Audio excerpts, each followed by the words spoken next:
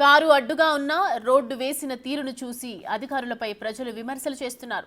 Minimum కొలతలు లేకుండా road నిర్మించారని మండిపడుతున్నారు.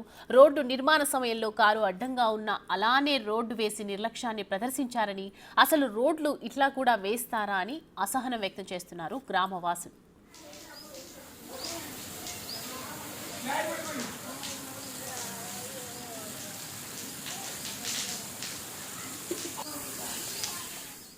బాపట్ల జిల్లా ఆమోదగిరి పట్టణంలో కారు అడ్డుగా ఉన్న రోడ్డు వేయించారు పంచాయతీ కార్యదర్శి. సరైన కొలతలు లేకుండా రోడ్డు నిర్మించాడు. తమ కుటుంబం ఊర్లో లేని సమయంలో తన స్థలంలో ఉన్న కారుపై కాంక్రీట్ వేసి సిమెంట్ రోడ్డు నిర్మించాడని వాపోయాడు. దీంతో తన కారు రోడ్డులో కూరుకుపోయి డ్యామేజ్ అయిందని ఆవేదన వ్యక్తం చేశారు.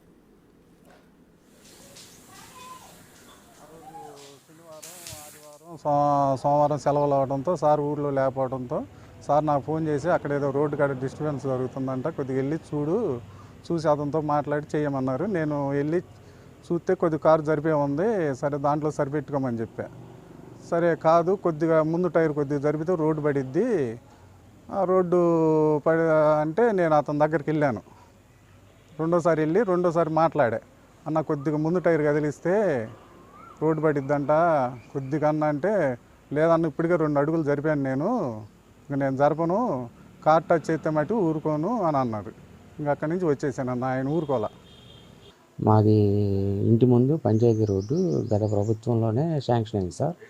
మా ఇంటి ముందు గవర్నమెంట్ వారు కేటాయించిన 20 లింకుల రోడ్ని కొంతమంది ముందుకు వచ్చి కట్టేసుకుని అక్రమ కట్టడాలు జరిగినాయి. గల్లీకి రోడ్ లేదని చెప్పి మేము సర్వే చేసి వేయాలని సంబంధిత అధికారులకి, ఎంఆర్ఓ గారికి, సెక్రటరీ గారికి అర్జీలు పెట్టాం సార్.